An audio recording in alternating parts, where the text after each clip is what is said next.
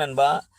Time பாஸ்ன்னே கொஞ்சம் சொல்லுங்க. நான் நேம் சொல்றேன் நண்பா. கண்டிப்பா கொஞ்சம் இன்னும் கொஞ்சம் ஒரு ஒரு சில தினங்கள்ல சொல்றேன். ஓகேவா? ஏன்னா, நம்ம வந்து இந்த பொதுவான லைவ்ல நம்ம பேர் சொல்றோமா, பேர் சொல்லி திட்டுறான்.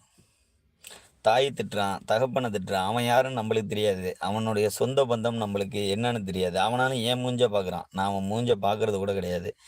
இப்போ வந்து டைம் பாஸு, அந்த மோனே, இந்த மோனே, டைம் பாஸ் அம்மா இப்படி அப்படின்னு சொல்லி திட்டிட்டு போறான். அது டைம் பாஸ்ன்னு 1,00,000 பேர் சேனல் வச்சிருக்கான்.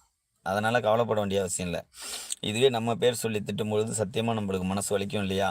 அதனால கொஞ்சம் நாள் போகட்டும். நான் தனியா லைவ் போடுவேன். பிரைவேட் லைவ் போடுறேனே, அந்த பிரைவேட் லைவ்ல கண்டிப்பா நான் சொல்றேன். ஓகேவா நண்பா?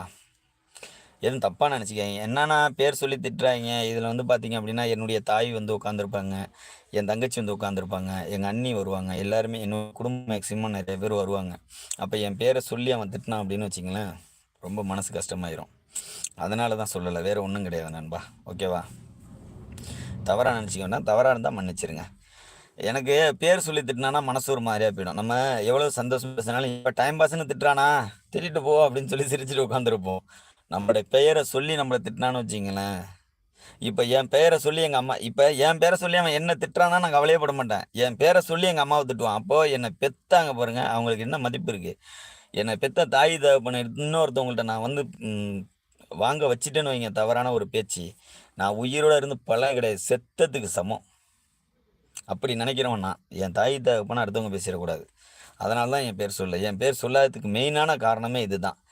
என்னுடைய தாய் தகப்பன இப்ப என் பேர் வந்து ஒரு பேச்சுக்கு சொல்றேன். ஒரு ராஜான்னு வச்சுக்கங்க. ராஜாவோட அம்மான்னு சொன்னானா, அது என் தாய குறிக்க தான் செய்யும். என் தாய குறிக்கும் அது. சரியா? என் தாய குறிக்கும் அது. ஏன்னா, எனக்கு என் தாய் தானே பேர் வச்சிருக்கிறா. என் தாய குறிக்கும். அதனால வந்து என்ன திட்டுற மாரி இருந்தா, "அவன் திட்டிட்டு போறான் மயறான்" அப்படின்னு சொல்லிட்டு போயிருவேன். அம்மா, அப்பாவெல்லாம் பேசுவான். அப்போ வந்து மனசு ஒரு மாரி ஆயிடும். அதனால தான். தவறா நெனச்சுக்க வேண்டாம் கௌதம் நண்பா. மன்னிச்சிடுங்க ஓகேவா? கண்டிப்பா சொல்றேன். பிரைவேட் லைவ் போடுவோம்.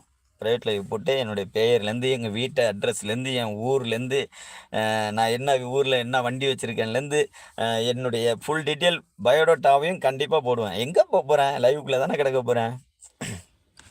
ஆமா. ஒரே கிணற்றில் 120 புறா பிடித்தது மறக்க முடியாத ஒன்று அண்ணா. Super, super.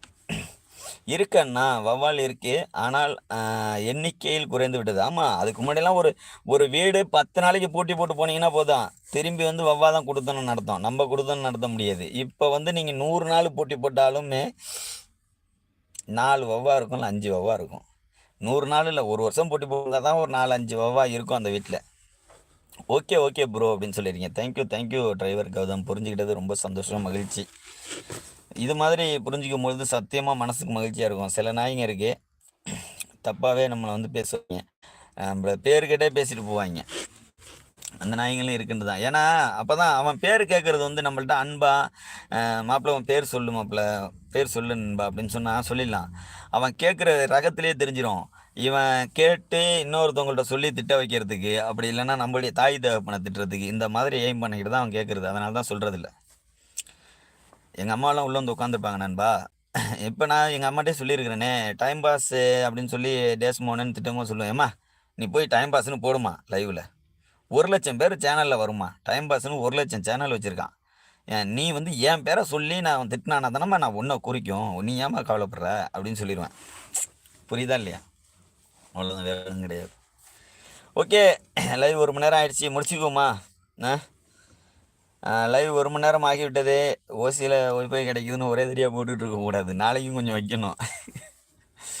ஓகே முடிச்சிருவோமா? வேற யார் யார் இருக்கா உள்ளுக்குள்ள? இன்னைக்கு டாபிக் ஒண்ணுமே இல்ல. நம்மளுக்கும் ஒரு மாதிரியா போர் அடிச்சு போயிடுச்சு. என்ன சொல்றீங்க?